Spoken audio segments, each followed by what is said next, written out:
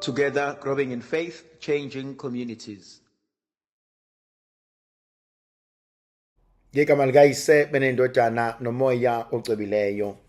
And so today, dear friends, I would like us to reflect on the word of God. Philippians chapter 4, verses 4 to 10. That's the word that I would like us to reflect on. The first word that comes out in Philippians chapter 4, verse 10, Paul says, rejoice in the Lord always. Again, I say, rejoice. Rejoice in the Lord always. Thokozani enkosini njalo. Ngiyaphinda ngithi kunina thokozani.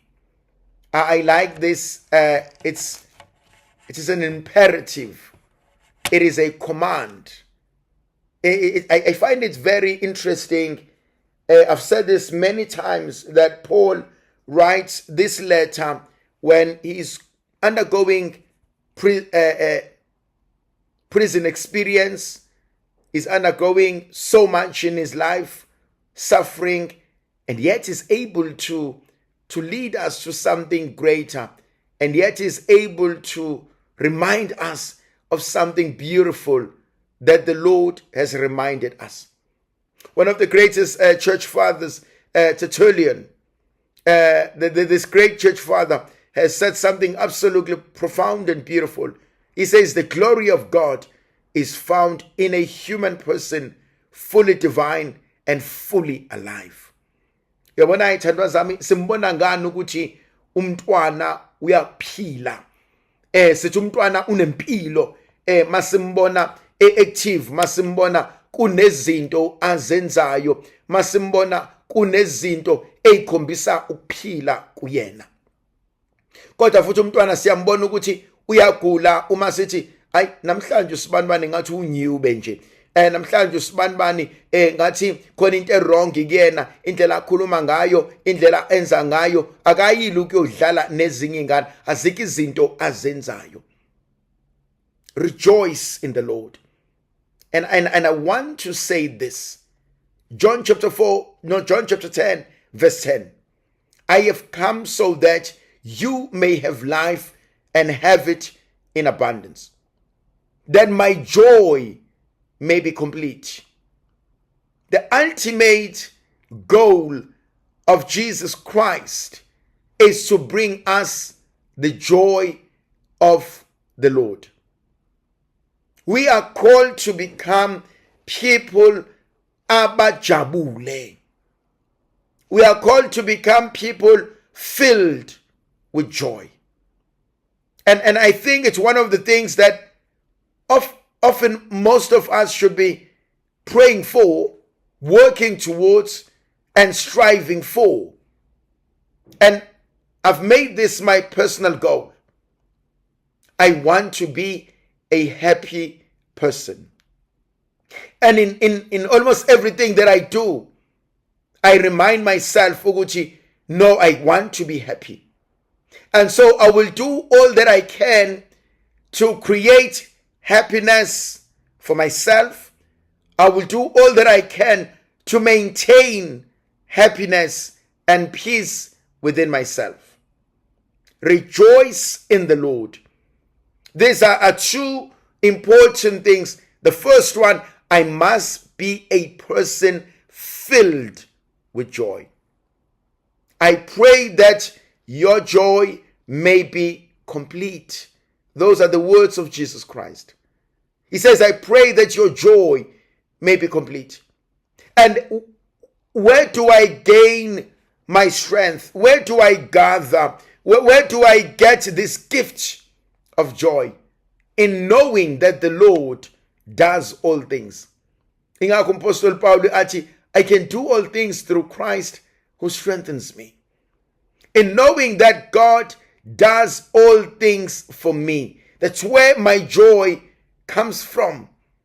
That's where the knowledge of Him comes from. My joy in the Lord.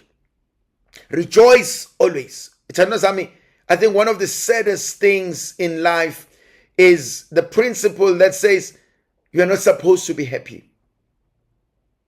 the conclusion that some people make, I mean, akuyacaca ukuthi ngangadalelwanga ukujabula. I don't think ukhona umuntu ongadalelwanga ukujabula. I don't think ukhona omunye umuntu ongajabulelanga ukuthi yena abe happy empilweni yakhe. And I've also learned this over the years. Ukujabula kwami anganciki kwabanye abantu. Ukujabula kwami anganciki ukuthi abantu bathini. Because sometimes you will find people who believe in you. You will find people who love you. You will find people who support you. You will find people who understand you. You will find people who get you. But you will also find people who don't like you, who don't accept you, who don't get you. And so your joy should not depend on how they feel. Your joy should be bigger and greater than your emotions. And another reality is that joy does not depend in the absence of problems. I will still have problems in the world, but I will still be a joyful person. I will still be a happy person. I am grateful that I'm alive.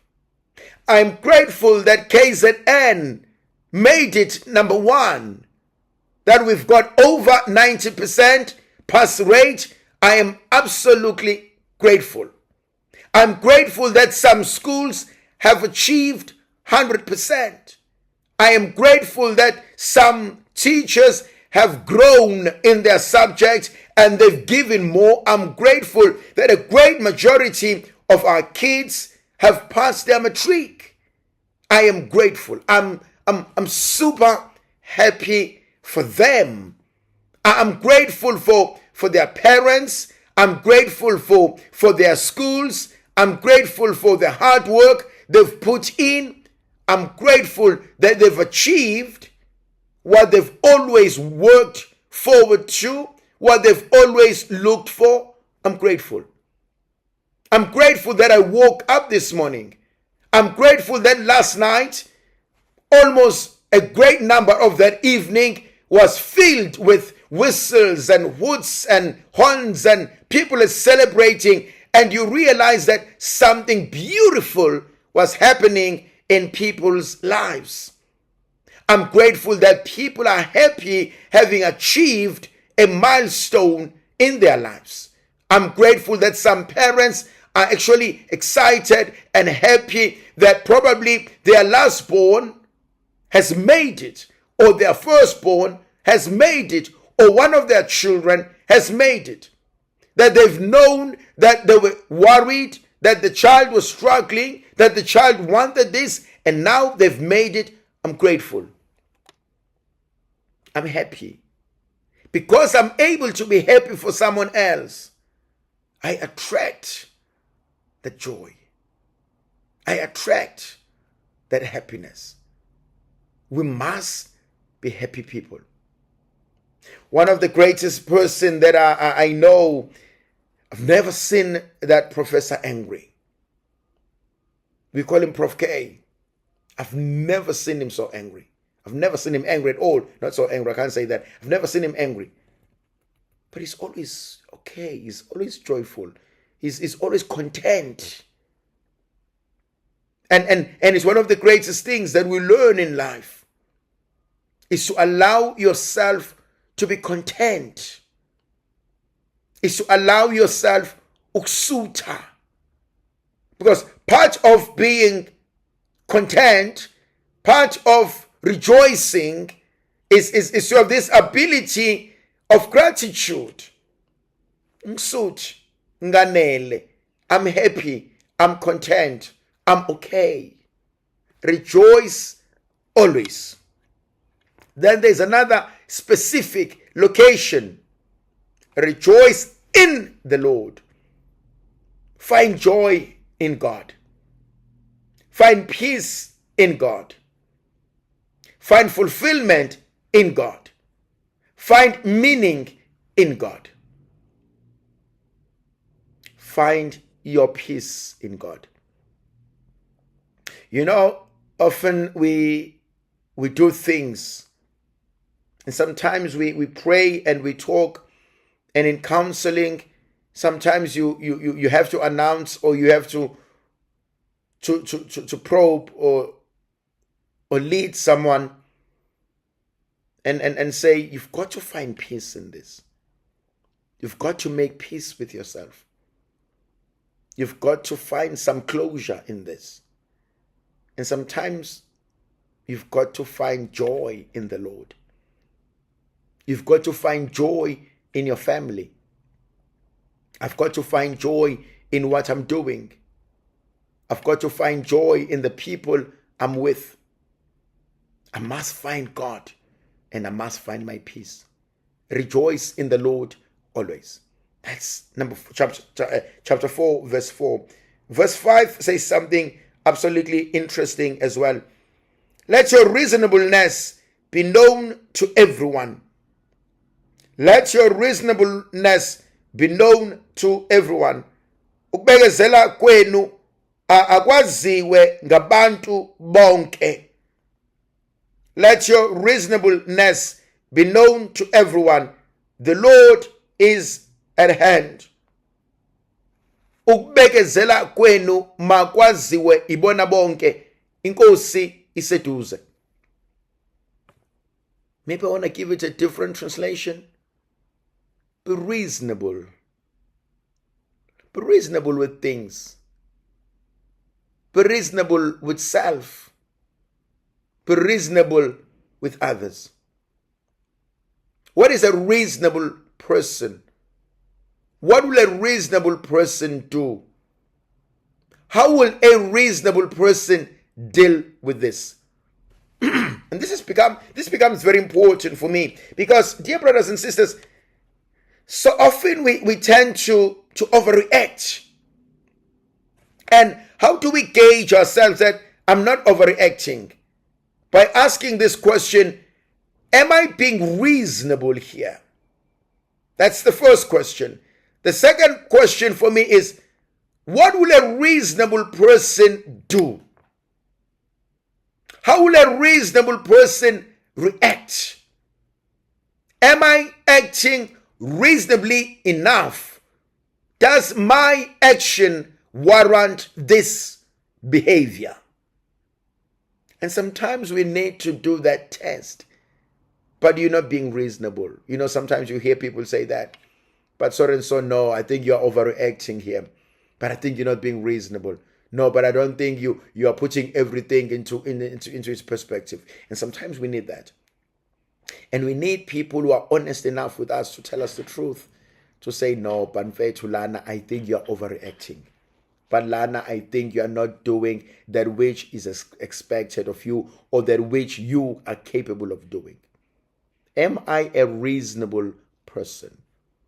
And I think we need to ask ourselves that in relations to others. Yabona khona abanye abantu abafuna ukutreatwa ngezandla einama gloves.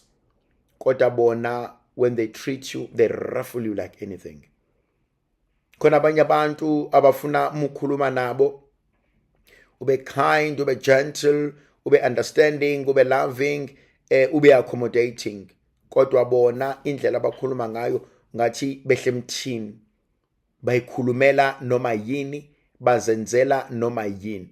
Do you realize ukuthi leyo nto ingozi? Khona le principle engiyithandayo. Do unto others what you would like done to you. Phatha abantu ngendlela nawe ofisa ukuphathwa ngayo. Yabona ithandwa zami emndenini kunabantu esibabukela phansi. Ehle sitshela ukuthi aha vele usibanibani useless. Vele usibanibani uyislima. Vele usibanibani akana lutho. Vele usibanibani akana mali. Akuve kubhlungu ukubukela phansi omunye umuntu ngoba naku wena unakho konke. Into ebhlungu kakhulu ukuthi ngaleso sikhathi mhlawumbe ngisanakho konke, angiboni mina ukuthi ngibabukela phansi abanye abantu. kodwa kwesinye isikhathi ngiyabona, ngiyazi kunalesi sifo esingene imndeni eminingi, khona le attitude abantu abayithandayo, lento yokufuna ukuhlonishwa kuze kweqe. Kahle kahle akuhlonishwa mina, akuhlonishwa wena, kuhlonishwa futhi akuhlonishwa kuthandwa imali yakho, kuthandwa izinto ozenzayo. So often I've spoken about this. I am blessed in order to be a blessing. Kodwa akuve kubhlungu uma laba bantu abazitshela ukuthi banakho konke uma sebebukela phansi labo abangenalutho, uma sebe undermine laba abaxakekile, uma sebe abuse amandla abo. Yabona ithandwa zami, uNkulunkulu wasidala ngoba esazi. uNkulunkulu wasidala ngoba futhi enenhloso, enenjongo. Uyabona uNkulunkulu adala waba inkosana noma inkosazana kwenu, wayazi uNkulunkulu wenzani. uNkulunkulu adala waba umagcino, wayazi wayenzani. Kuba uNkulunkulu wadala waba umpesheni, wayazi wayenzani. Kuba uNkulunkulu wadala waba phakathi nendawo, wayazi wayenzani. Kuthi uNkulunkulu wadala waba wedwa, wayazi wayenzani. Asingababukeli phansi abantu ngoba sebengenalutho. Asikababukeli phansi abantu ngoba sesinakho konke. Yabona kweminye imndeni khona namhlanje abanakho konke, ababusiswe ngakho konke, ngoba ukhona kubo einganeni zakubo owancamela ukuthi yena ayosebenza azamele ingane zakubo. Kukhona owadela ukuthi angaganwa, angashadi, ukuze ekhaya bakwazi ukuphila.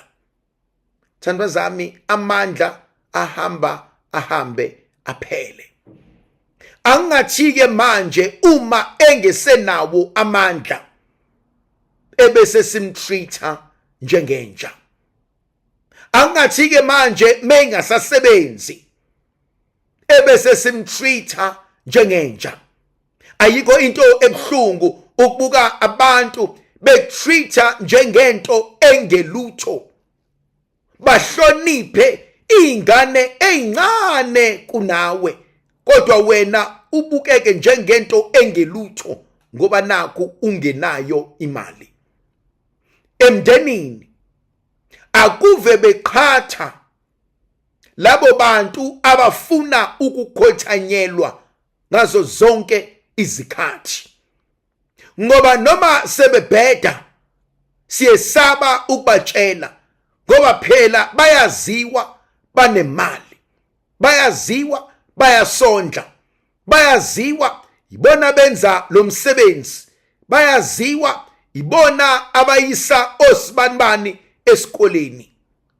Thandwa zami, ukuba nemali mangangenzi ihlongandlebe, ukuba nemali mangawuhlukanisi umndeni. Khona eminye imndeni ihlezi ihambisana nalaba ngoba bona bangcono. Khona lento ekuthiwa i-poaching. Uzuyintshontshi izingane zikamfowenu, izingane zikadadewenu, zizonde uyise, zizonde unina, zithande mina. Hayi ngoba naku ngineqiniso, ngoba naku nginemali, ngoba naku nginikeza i-soft life. The question is, am I being reasonable? Is this a reasonable thing to do? That's not. Yabona khona lento engisabayo. Le syndrome yokuba iGrootman, yokufuna ukuba imina ngedwa onezinto, le syndrome yokuba urich aunt, yokufuna ukuba imina ngedwa owazi izinto, owenza izinto zenzeke. No, I don't think that was the plan of God. I think the plan of God has always been be a blessing to other people. Abantu abaseduze nawe mabaphile ngawe. Abantu abaseduze nawe mabasimame ngawe. Abantu abaseduze ngawe impilo zabo ayishintshe zibe ngcono. Angisho ukuthi asibachaphazi. That's another aspect. La uthola khona ukuthi kunabantu abazokuchaphaza. Angisho ukuthi abakuchaphaza abantu. Futhi ke nathi kumele sisebenzise ingqondo. Hayi abantu abazovetane babudgete ngawe, benza ama decisions ngawe, ba exclude in everything and bakubize kuphela sekumele ukhokhe, bakuthande kuphela masekumele ukhokhe. No, that's wrong. That shouldn't be the case. I don't think that's what it is. And so the question has always been, is this a reasonable thing to do? That's what chapter 4 verse 5 of Philippians says. Be reasonable. Is this a reasonable thing to do? What would God ask of me in this instant? Ikuphi uNkulunkulu akufisayo, ikuphi uNkulunkulu acelayo, ikuphi uNkulunkulu afisa ukuba ngibe ikona. Let's go to verse 6. Do not be anxious about anything, but in everything, by prayer, supplication, with thanksgiving, let your request be made known to God. Ningakhathazeki ngalutho, kepha kona konke izicelo zenu mazaziwe nguNkulunkulu ngokukhuleka nokunxusa kanye nokubonga. Ngiyalithanda leli gama. And that's the word for today. Do not be anxious about anything. That's the word for today. Do not be anxious about anything. Do not be anxious about anything. Ungakhathazeki ngalutho empilweni. That's the word for today. Ungakhathazeki ngalutho empilweni. Do not be anxious about anything. And that's the most beautiful, important thing for me. Do not be anxious about anything. So many of us are anxious. Anxious about life. Anxious about how will life be for me. What will happen to me? What will happen kubantwana bami? Kuzokwenzakalani emshadweni wami? Kuzokwenzakalani kulonyaka? Do not be anxious. Do not be anxious about anything. Ningakhathazeki ngalutho. Yazi mhlawumbe ubezothi umpostoli Pawuli, ningakhathazwa yilutho. Ningakhathazwa yilutho. Ayikho into okumele uthi iyakhathaza. Ayikho into okumele uthi iyakuxakanisa. Ayikho into okumele uthi iyakustressa. Do not be anxious about anything. Mhlawumbe umbuzo obekumele uyibuze wona namhlanje. Mina, what I will do in my journal, I will write there on top, do not be anxious about anything. And then I will then write down a list. What am I anxious about? Ngikubhale phansi, everything that I'm anxious about. Anything that stresses me, anything that worries me. And then I will go back to God in prayer. And I will say to him, Lord, in your word, in Philippians chapter 4 verse 6, you said I must not be anxious about anything. And I would like to hand you over this list. This is a list of the things that I'm anxious about. This is a list of the things that keep me awake at night. This is the list of the things that trouble my mind. And I would like to offer them to you. Ngoba wena Nkosi uthe ezwini lakho ungakhathazwa yilutho. Kodwa nakho Nkosi ungitshontsha ubuthongo bami. Nakho Nkosi okuhlukumeza ukuthula kwami. Nakho Nkosi engikwesabayo. Nakho Nkosi engazi ukuthi ngizodila kanjani nakho. Nakho Nkosi engifisa wena ukuba ungisize ngakho. And I offer the list to God. I hand it over to God. I like the word. I hand it over to God. Because when I hand over something, I no longer have to worry about it. Once I hand over something, it's no longer under my supervision. Once I hand over something, it does no longer need my attention. I just need to hand over. Because if I offer, it's different. I need to hand over. Hand over to God all your worries. Hand over to God all the things that keep you awake at night. Hand over to God all the things that steal your peace. Hand over to God yonke lento ehlukumeza ukuthula empilweni yakho. Thana Nkosi, I'm now handing over. So the first word for me, it says, do not be anxious about anything. Ungakhathazwa yilutho. Angabi khona into empilweni yakho ezokukhathaza. Angabi khona into empilweni yakho ezodala ukuthi uzufune ukuyibulala. Angabi khona into empilweni yakho ezozidale ufune ukuphila impilo yengcindezi. Angabi khona into empilweni yakho ezodala ukuthi ufune ukuphila impilo ongeyona. Angabi khona into empilweni yakho ezokuphoqa ube umuntu ongesiye. It does not mean problems are not going to be here. It does not mean challenges are not going to be here. But it also means you're not going to be anxious about it. Yes, they will be there, but I'm not going to be anxious. Yes, challenges will be there. Things I'll need to deal with, but I'm no longer anxious. Why? Because I trust God. Now, what's he in verse 6? Do not be anxious about anything, but in everything, by prayer. Ngiyamthanda ngesiZulu uma ebeka le ndaba uthi ningakhathazi ngalutho kepha kukona konke izicelo zenu mazaziwe kuNkulunkulu ngomkhuleko. Izicelo zenu mazaziwe kuNkulunkulu ngomkhuleko. In everything, let your supplications be known to God by prayer. That's the first tool I would like to give you today. How do I deal with anxiety? The first one is to hand over.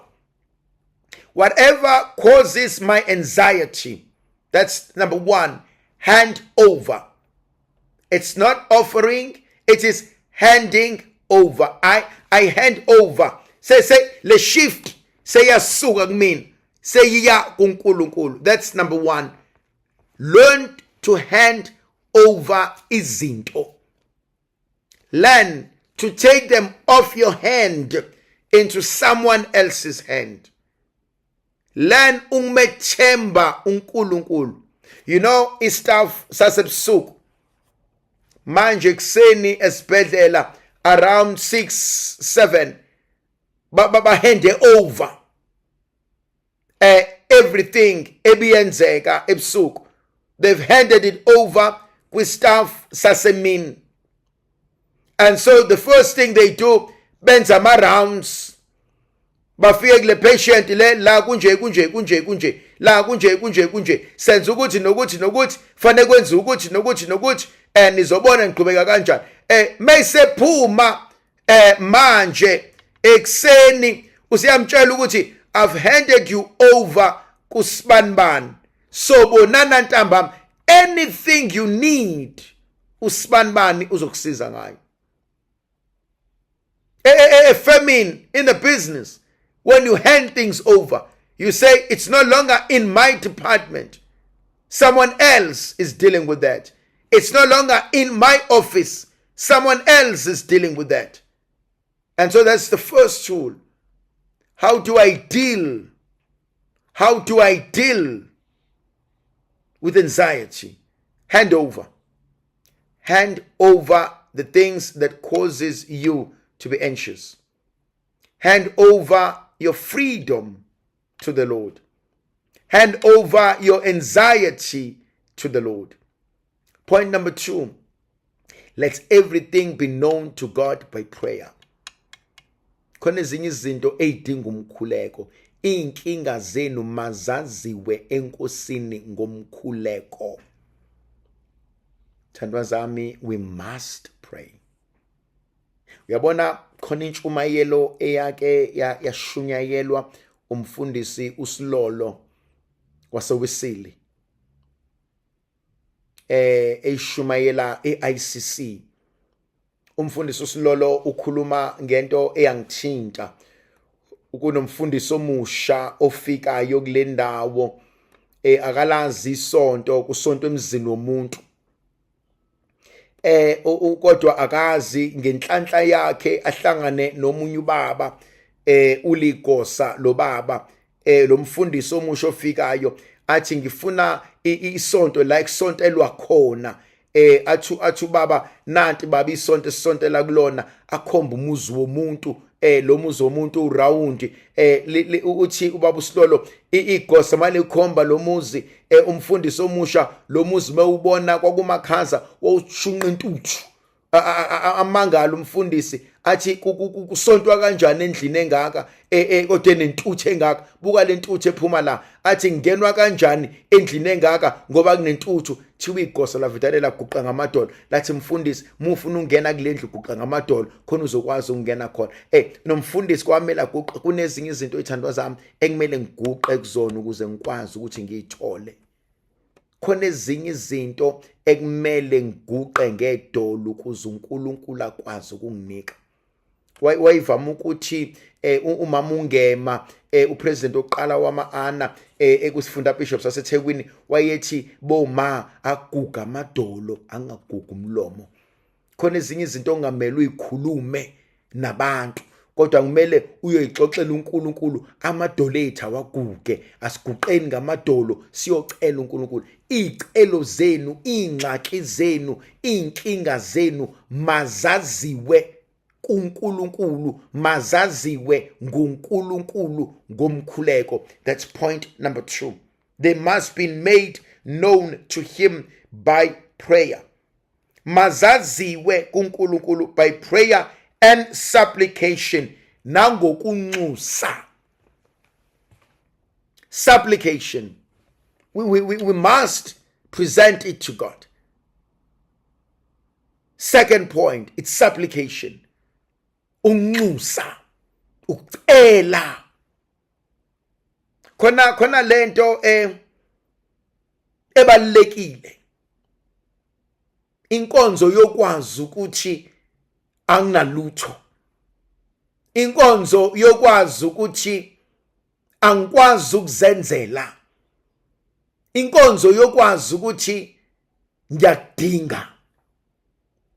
Khona lo mculo othi siyawadinga baba amandla akho. Ngiyamdinga mina uNkulunkulu empilweni yami. I need God. I cannot do it without him. Life will not make sense without God. Life will not make sense without my faith. Life will not make sense without my friends and family. Life will not make sense without my ministry. A lot of things will not make sense without certain things in place. It is good to be independent. It is good to be an independent thinker. It is great to be that. But we also need God. By supplication. The ability to go to God in prayer and in supplication. Inkonzo yokunxusa. Seyiswela ithandwa zami inkonzo yokunxusa. Simnxusa uNkulunkulu. Athi ngifuna ubuso bakho. Simcele uNkulunkulu ngiye ngithi mina izulu liyancengwa. Simnxusa uNkulunkulu sithi Nkosi ngenzele inceba. Nkosi yiba nomusa. Nkosi ngihawukele. Nkosi ngenzele mina esengihlulekile ukuzenzela. Balekile inkonzo yokunxusa uNkulunkulu. Balekile inkonzo yokucela uNkulunkulu. Balekile inkonzo yokumtshela ukuthi Nkosi ngibambise ngoba mina kuyangihlula. Ngoba mina kuyangiphunyuka. Kukona konke inkathazo zethu mazaziwe uNkulunkulu ngokunxusa. Yabona khona into evama ukwenziwa abantu abadala. Athi mntanami ungaqala ungiphakela ukudla. Uthi yindaba ma kwenze njani, indaba gogo, indaba mkhulu kwenze njani. Athi ngisafuna ukunxusa lensizwe. Sithi pho ukwenzelani? Athi ngifuna ukukhuleka kuyona. Athi ngifuna ukuyinxusa isisu sami singenalutho. Ngoba uNkulunkulu ke wasibusisa ngamadoda asendulo. Akahamba kahle phambi kwaNkulunkulu. Athi mntanami ngifuna ukumnxusa uThixo ngingenalutho esiswini.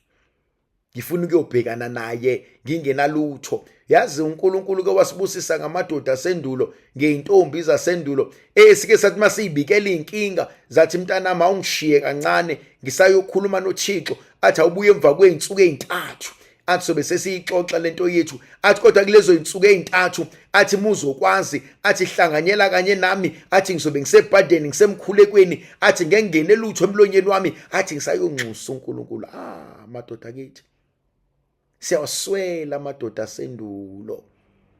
Siyiswela intombi onkalo zazo ziboshiwe. Athi mntanami athi animeni nokudla. Athi anivaleni iredi, animeni nomsindo. Athi animeni nokuyaluza. Athi kunezinto esamele siyoyilungisa noThixo.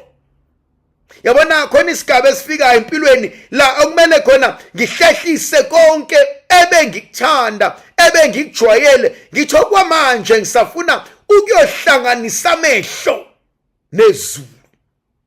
Khona into engisamele ukuba ngiyoyilungisa. Khona into engisamele ukuba ngiyobhekana nayo. Khona into engisamele ukuba ngiyohlangana nayo maqedane ngazisa uThixo ngayo. Yabona ithandwa zami kwesinye isikhathi into ebuye isikhathaze. Siya kakhulu einkingeni zethu samba sodwa simshiye uNkulunkulu endleleni. Kanti bekumele siye uNkulunkulu nenkinga zethu. Thina siye einkingeni zethu sishiye uNkulunkulu ngemuva. Kanti bekumele sithathe inkinga siyise uNkulunkulu. Ayenze njalo amadoda asendulo. Ayizila ukudla. Ayizila izinto. Athi anginike isikhathi. Athi ngisayobhekana noThixo. Athi ngoba khona lento ekumele angenzele yona. Khona lento ekumele angilungisele yona. Khona lento ekumele ayihlanganise. That's point number 3. Ngokunxusa. Point number 1 was handover. Number 2 was prayer. Number 3 was supplication. Ukunxusa uNkulunkulu. Uthi zonke izinto zenu mazaziwe kuNkulunkulu ngokukhuleka nokunxusa kanye nokubonga. Let everything be known to God by prayer, supplication and thanksgiving. Uyazi khona umkhuleko onamandla odlula yonke, umkhuleko wokubonga. Khona ithandwa zami kwesinye isikhathi siyayilibala lento. Indonga zaseJericho ayiwiswanga zinyembezi. Indonga zaseJericho aziwiswanga idlakela. Indonga zaseJericho zawiswa amadoda azungeza iJericho anika uNkulunkulu udumo. Are you aware ukuthi khona inkinga zami nawe engeyiwiswe any other thing except ukudumisa uNkulunkulu? ayikho into engiyibuka nengiyithanda njengenkonzo yendumiso. Isimple kumina lento. Uyazi ukuthi uSathane nedemoni bayakwazi ukuthandaza, bayakwazi ukushumayela, bayakwazi ukuphatha inkonzo, bayakwazi ukwenza counseling, bakwazi ukwenza konke iyodwa into abangakwazi ukuyenza. Idemoni noSathane iyodwa abangakwazi ukuyenza. Iyodwa vo. The rest they can do, they can read the scriptures and quote it to you. There's only one thing they cannot do, ukudumisa uNkulunkulu. They can never worship God. They can never worship God. Balulekile inkonzo yendumiso. Ibalulekile inkonzo yendumiso. Izwi likaNkulunkulu linamandla, liyaphila. And liyasifundisa, lingamadoda asiqondisayo endleleni. Umkhuleko unamandla, uyasiluleka. Iyodwa vo into uSathane angakwazi ukuyenza. Iyodwa vo into idemoni lingasoze la yenza, ukudumisa uNkulunkulu. Angiphiki ukuthi lingayifaka inxokozelo kwabadumisayo.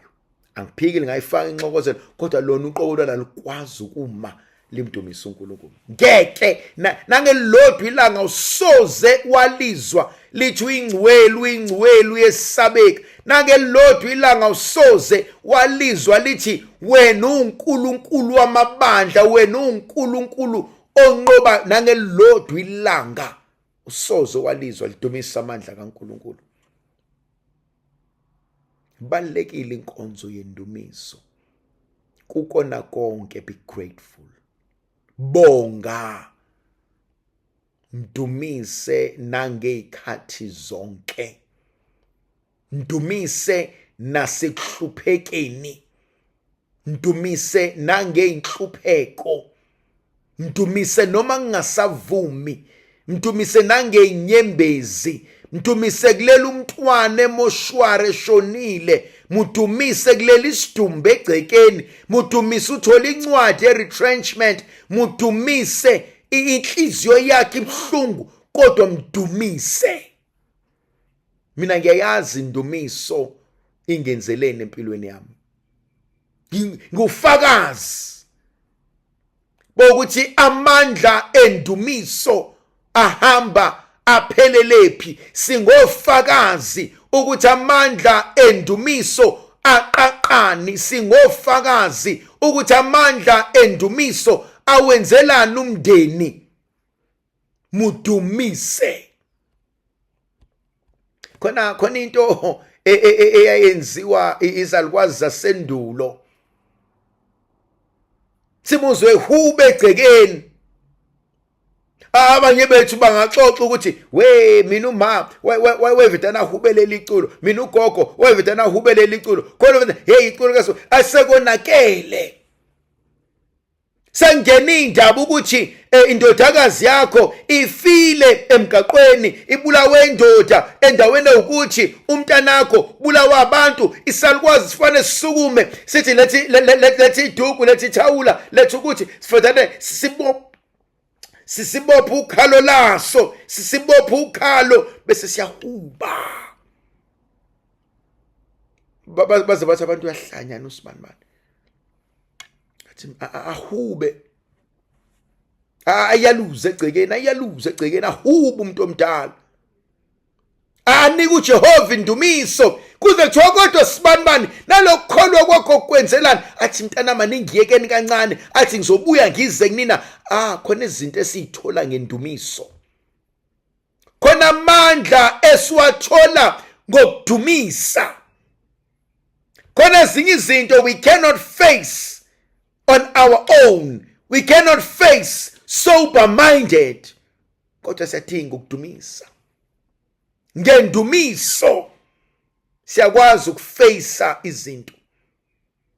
Khona lenkonzo uNkulunkulu ayenzayo. Ngokudumisa kunemthangala ozoyiwisa. Ngendumiso kunezimpi ozolwelwa zona. ngendumiso khona izimo ezizoguquka. Yabona thandwa zami, khona abanye abantu esibabukela phansi. Yabona labantu laba abavama ukusiza emsebenzini, mhlambe besishanelela, besikorobhela, besiklinela, besenzelana, ave bebalekile. Ubezwa bezoklina nje, beyidumisela uNkulunkulu, beyihubela uNkulunkulu.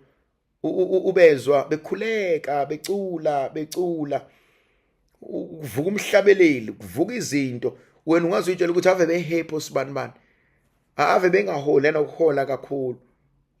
Kodwa do you know ukuthi most emsebenzi ibanjwe yilabo bantu? Because labo bantu abanye babo bathi mabengena besasema toilet, besasema change room, baqale bakhuleke uNkulunkulu, bathi ngiyabonga Nkosi ngalomsebenzi. Uyazi bakhuleke baze bakhulekele nalomsebenzi ukuthi inkosi engathi lo msebenzi ungangaphela. Hayi awungizwa wena. Mabekhuleka lo msebenzi ungapheli, engase bewukhulekele nowakho umsebenzi. Ngoba phela kuphela kowakho umsebenzi wena ohlele officeini nowapho sewuphelile. Are you aware ukuthi umsebenzi wakho ezumuntu ohlale officeini usustainwe umkhuleko kaMama, kasisi, kababa othi mevuka ekseni athi Nkosi ngiyabonga ngomsebenzi ongiphe wona, ngiyacela ungapheli. Are you aware ukuthi by her saying that ukhulekela umsebenzi wakho? Ngoba the moment kuphela umsebenzi wakho nowakhe usewuphela. Are you aware ukuthi abanye bethu we are not standing because we are powerful, we are not standing because we are great, we are not standing because we can do it. No, we are standing because lo ya mama oklinayo omunye ngimbukela phansi, omunye ngimkhacisa kwenja, kodwa uyena o maintainer lo msebenzi wami, uyena o sustainer lo msebenzi wami, uyena ongenzelayo. Ngoba every day uthi Nkosi ngicela umsebenzi wami ungapheli. Nkosi ngicela ukufundisa abantu abami namhlanje ingane yami iyoqala high school. Nkosi ngicela lo msebenzi ungapheli. At least ingane yami isafunda, ngicela lo msebenzi ungisize ngikwazi ukondla abantu abami. My God, akakhulekeli nje yena yedwa, kodwa ukhulekela the whole business. Yabona sometimes kunabantu abama CEOs, abama MDs, abama CFOs, nayo yonke into bahlala ema-ofisini, ngoba khacisa kwezinja labo mama abazi ukuthi no, hey, the only people who sustain this spiritually yilabo esibathuka sibakhacisa kwezinja ngathi they are nothing. Athi Nkosi ingane yami fanele kuyoqala namhlanje esikoleni, athi for the next 5 years Nkosi maintain this work for me. Are you aware ukuthi kunama beats owawinayo? Not because unama connections, kunama opportunities owathola emsebenzini. Not because when you are great you are a networker. No, it's because of leya nkosikazi efake overall, because leya ndoda efake overall. Ingakho izinto zakho iphumelela, ingakho into zethu iphumelela kunalabantu eksena abathi Nkosi ngiyawubonga umsebenzi. There was something that trend before, that was a trend before my social media. Ukuthi mbonga uNkulunkulu ngomsebenzi. Doesn't matter ukuthi uyini, lo msebenzi onawo, lo msebenzi wona okunikeza zonke izinto, mbonga uNkulunkulu ngawo. Whatever it is. Namhlanje ngithi mina whatever uNkulunkulu akunike yona, mbonga uNkulunkulu ngabantu abasempilweni abakwenzela konke. Verse 7, and the peace of God, which surpasses all understanding, will guard your heart and your minds in Christ Jesus. Athi ukuthula kaNkulunkulu okudlula konke ukuqonda kuyakulondoloza inhliziyo zenu nemicabango yenu. I pray that ukuthula kaNkulunkulu okudlula konke makulondoloza inhliziyo zethu nemiqondo yethu. May the peace of Christ that surpasses all things give you peace, give you understanding, give you contentment in everything you do. Mubonga uNkulunkulu. Verse 7 is so powerful for me. May the peace of God, which surpasses all understanding, may it guide you and guard your heart and your mind simcela uNkulunkulu letha ukuthula enhlizweni yami, emphefumulweni wami nasemoyeni wami. Kukona konke ngipha ukuthula moya ongcwele. Thulisa isivunguvungu empilweni yami. Thulisa isivunguvungu enhlizweni yami. I want to say something, ithandwa zami. Uceleni uNkulunkulu ukuthi asuse abantu abaletha inxokozelo enhlizweni zenu, abaletha inxokozelo empilweni zenu. Ask the Lord to remove the people who cause chaos and havoc in your lives. Ask the Lord to remove people who cause chaos and havoc in your life. If this load is not meant for my growth, I rebuke it. If this relationship is not meant for my growth, I rebuke it. If this person is not meant for my growth, I rebuke it. Mucela uNkulunkulu asuse abantu abaletha inxokozelo nokuphithizela empilweni yakho. You don't need that. May the peace of Christ that surpasses everything be with your mind, your heart, and your soul. Thula kaNkulunkulu okudlula konke ukwazi nokuqonda makube senhlizweni yakho nasemphefumulweni yakho nasempilweni yakho. Siyadinga lokho uNkulunkulu asenzele kona. Siyadinga lokho uNkulunkulu asithwalele kona. Siyadinga lokho uNkulunkulu asiphelelisele kona. Verse 8 is also important. Finally, brothers and sisters, whatever is true, whatever is honorable, whatever is just, whatever is pure, whatever is lovely, whatever is commendable, if there is any excellence, if there is anything worthy of praise, think about these things. What you have learned and received and heard and seen in me, practice these things, and the God of peace will be with you. That's powerful. Elokugcina, thandwa zami, kukona konke okuyiqiniso, okuhloniphekileyo, okulungileyo, konke okumhlophe, okuthandekayo, okutusekayo, kukona konke okuhle, noma kukona konke okubongekayo, zindlani ngalokho. Enakufunda, nakwamukela, nakuzwa, nakubona kimina, kwenzeni lokho. Khona uNkulunkulu okuthula eyakuba nani. In everything. Konke esenikubonile, senikuzwile, esenikuphilile, kuphileni empilweni zenu. Khona uNkulunkulu okuthula ezoba nani. Nguyise nendodana nomoya ocwebileyo. Amen.